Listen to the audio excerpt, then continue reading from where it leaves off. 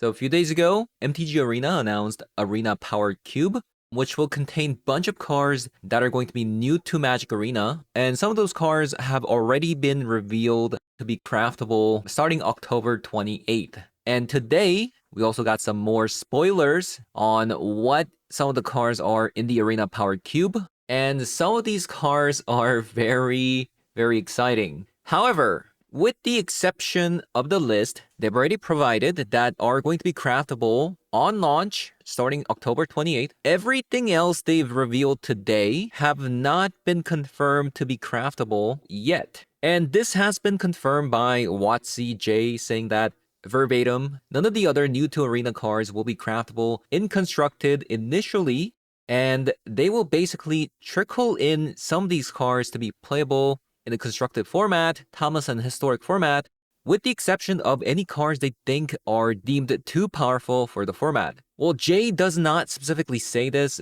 but it has been mentioned in the other article, saying that some of these cards will not be entering Constructed play on MTG Arena anytime soon. So even though some of the cards that you're going to be seeing today look absolutely busted, there's a good chance they may or may not end up in Timeless or Historic. So with that in mind, let's talk about some of the cards that could potentially come to Constructed play. So first, let's take a look at all the cards that are Legacy or Vintage banned and restricted. But as you know, in Timeless format, we have some cards that are banned or restricted in Legacy and Vintage that are actually legal in Timeless format. So with that in mind, let's take a look. So the first card we're going to be taking a look at is Flash. This card is banned in Legacy and restricted in Vintage. Now, this is technically banned in Legacy and Vintage for a different reason that you might not expect considering Timeless format. The way the Flash actually interacted in Legacy and Vintage was they could win on the spot on turn 2 if they flashed in a card called a Protein Hulk. Because of the sacrifice trigger on the Flash, this essentially became a tutor spell that could tutor in a bunch of cards onto the battlefield and just win the game. So this essentially became a 2-card combo that was just way too powerful and way too fast. But considering that we don't have the Protein Hulk, Flash might not be that strong of a card initially in Timeless format. So there is a good chance that we might be able to get Flash in the future, but Watsy also may not want unwanted cards in the Constructed format that could be broken in the future. But like I said, Timeless does contain a lot of banned or restricted cards in older formats, such as Necropotence, so there is a chance that we might be able to get Flash in the future. And next up, we got Gitaxian Probe. This is also banned in Legacy and restricted in Vintage. Unlike Flash, this is a ubiquitous card that ends up in every single deck because of the Phyrexian mana. And considering that this also lets you look at opponent's hand and draws you a card, what ended up happening was in older formats, you just had all 4 copies into every single deck, which made every single deck into a 56 card deck. So I don't see this card ever coming to Timeless format. And next up, we got Vampiric Tutor, which is basically an instant speed tutor. Now, similar to Demonic Tutor, this is banned in Legacy and restricted in Vintage. The fact that this is an instant speed tutor makes it way too powerful, and despite the format already having Demonic Tutor, I'm not really too fond of having another tutor effect such as this in Timeless format, because in my opinion, having too many restricted cards in Timeless format does kind of end up making deck building not as enjoyable, because then you just have a bunch of like restricted cards that are way too powerful and it just kind of becomes auto-included. So I do think there is a possibility that this does come to Timeless, but like I said, I don't really like it. And next up, we got Survival of the Fittest.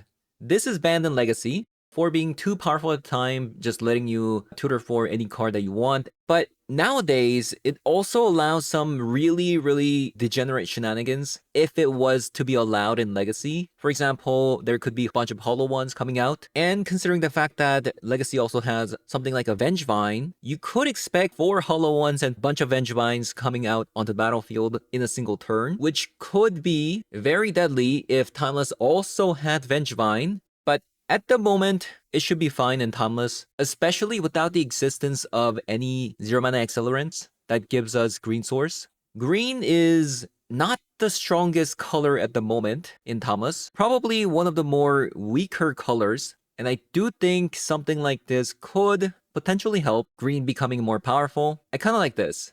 And next up, we got Tinker. This is banned in Legacy and restricted in Vintage. This is basically a 3-mana tutor spell that can potentially win the game on the spot. Something like a Goblin Charbelcher, which can win instantly, or something like a Memory Jar. It may not look scary now, but it's, another type of unwanted show and tell effect that could break something in the future, so we'll have to see. Next up, we got Mind Twist. This is banned in Legacy. I'm sure nobody wants this kind of effect in Timeless, creating even more non-games with Dark Rituals into Mind Twist. I wouldn't be too surprised if this was added to Timeless format, because technically, if you Dark Ritual into Mind Twist on turn 1, you're letting go 2 cards for opponent's 2 cards. But like I said, this does create some pretty boring non-games, where opponent could go Dark Ritual, Chrome Mox into Mind Twist. That could cause your opponent to lose 5 cards in a single turn, which does kind of become a little bit dull in my opinion. So I can definitely see this card being put into Timeless, but I don't think it's a card that a lot of people want in Timeless format. Next up, we got Balance.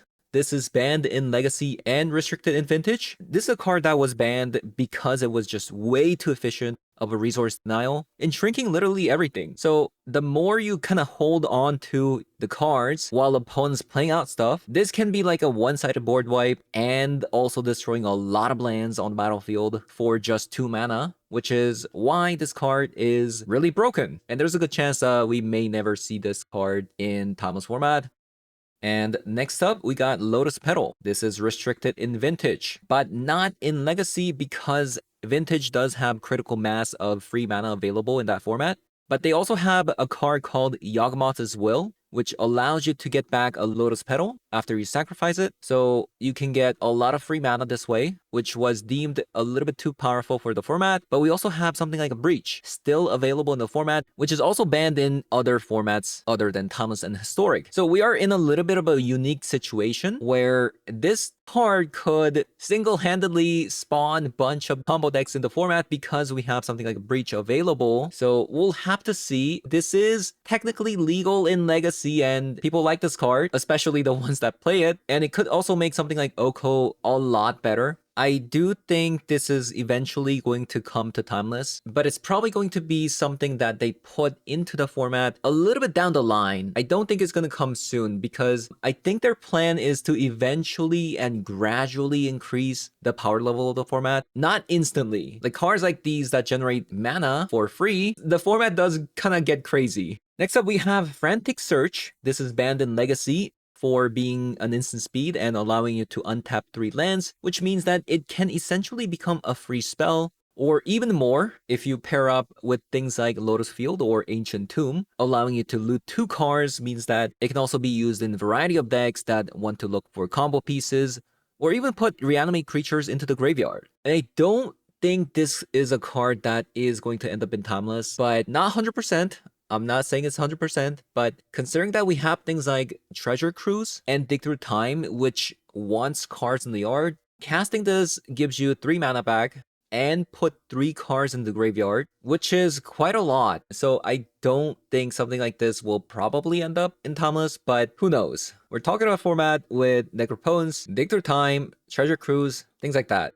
Next up, we got Yawgmoth's Will. This is banned in Legacy and restricted in Vintage. This is definitely a card that I don't think it's going to come to Timeless. I'm pretty positive about this. We just talked about this earlier with the ability to abuse something like a Lotus Petal. The fact that this also allows you to play lands from the graveyard is just really broken. And if this does end up in the Timeless format, it'll probably make something like a mono black Storm style deck into a tier 0 deck. So like I said, I don't think this is something that's going to come to Timeless. And I'm almost positive about this. Next up, we got Fast Bond. This is banned in Legacy, but not in Vintage. The only reason I can find that this is not banned in Vintage is because they just have way too many fast mana available in the format that isn't exactly lands. They have Moxons, things like that. But if this were to come to Timeless, for example, there will be a deck that just dumps their entire hand on turn 1 and win the game. And I'm sure of that, and we'll probably not see this in Timeless format anytime soon. Mishra's Workshop. This is banned in Legacy. This is an absurd land that got banned in Legacy for generating too much mana, and it would be absolutely insane if we do get this in the near future, but I highly doubt it. We do have Strip Mine in the format to consider, but I think it might be a little bit too much, in my opinion. So don't expect this card anytime soon. Tolarian Academy, banned in Legacy and restricted in Vintage. Another absurd land that can be paired incredibly well into many decks, especially the Affinity. If this were to be in Timeless format, we will surely finally see Kappa Cannoneer coming down on turn 1, and that actually wouldn't even be the most threatening thing to come out on turn 1, which says a lot. Next up, we got Skullclamp. This is banned in Legacy. This was banned due to being too cheap of a cost to draw with this card. Can you imagine in this economy in Timeless, we have cards like Awesome Pride making a bunch of tokens, a Johnny putting a token on the battlefield, which you can also forcing a transformation with the Johnny into a Planeswalker? I think this card would be absolutely nuts in Timeless format, so don't think we're going to be seeing this card anytime soon. And next up, we got Mana Vault. This is banned in Legacy and restricted in Vintage. As you'd expect, it was banned for being able to generate too much mana. And there are multiple ways, even in Timeless, being able to untap this card, such as Manifold Key, and even better, the new Tezzeret, who also conveniently cost 3 colorless mana. So, can you imagine playing Mana Vault on turn 1 into Tezzeret, into untapping, play another 3 on a card on the battlefield? Yeah, I don't think we're going to be seeing Mana Vault in Timeless anytime soon. Next up, we got Lionized Diamond. This is restricted in Vintage. Very strong card that can generate 3 mana. And even stronger if you pair this card up with another card such as like Breach or Yawgmoth as well, allowing you to play from the graveyard without really needing your hand. Well, considering that Breach is legal in Timeless format, there's a good chance we may never see this card in Timeless format. And we also don't know the future of Timeless, whether or not we're going to be getting Yawgmoth as well. Maybe we're going to be getting that as a restricted card. Who knows? We don't know for sure, but I don't think we're going to be getting Yawgmoth as well. But if we do, well, we do have a problem. And in current Timeless format, this could be a very good way to generate 3 mana for something like a Belcher. So if we do get it, there you go. That's something you can do.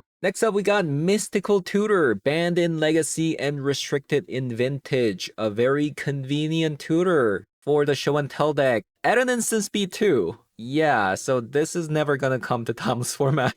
Next up, we got Wheel of Fortune. This is banned in Legacy and restricted in Vintage. It was deemed too strong at the time due to Storm decks running around, allowing the deck to quickly cycle through the decks. In my opinion, I do think Wheel of Fortune probably okay for Timeless, but I could be very wrong with this. We do have Narsets, we do have Orcish Bowmasters, but as for like combo potential, I don't see it. We don't have enough like red mana rituals in the format for something like a Wheel of Fortune to be very powerful in my opinion, especially in a combo deck. But we did get a Seeding Song that's going to be craftable in the format as of next week, so who knows? So those are all the cards that are currently banned in Legacy and restricted in Vintage. And like I said, Timeless is a little bit of a unique format where we have a bunch of banned and restricted cards from the older formats. So even though some of the cards that I have listed here are very broken, under the context of the format, I feel like in Timeless format, there is a good chance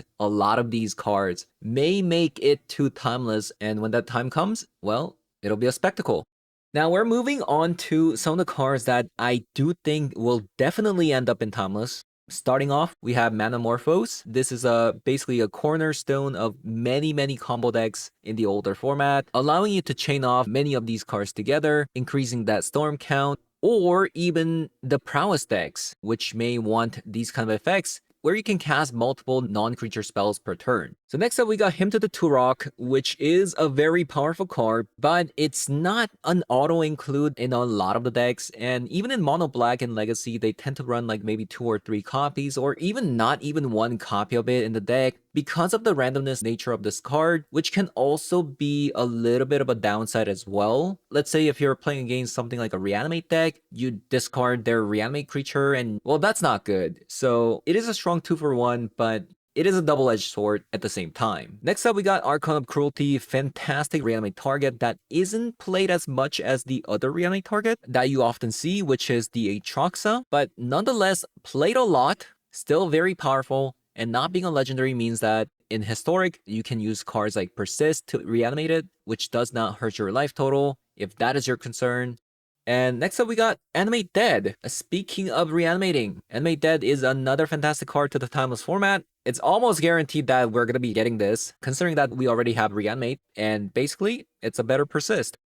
Urza Saga, a very powerful card, allowing you to search for Vexing Baubles or even something like a Pithing Needle in some cases, but also putting a threat on the battlefield, which has also become much stronger as of recent due to the ruling changes with the Saga, making Saga very potent with something like a Blood Moon coming down on the battlefield, allowing the Urza Saga to be no longer be sacrificed due to the Blood Moon effect, and not to mention retaining all its abilities it already gained from the Saga, and also preventing the Saga progression, making it a permanent land on the battlefield so you can just keep creating a bunch of dudes every single turn. It's great.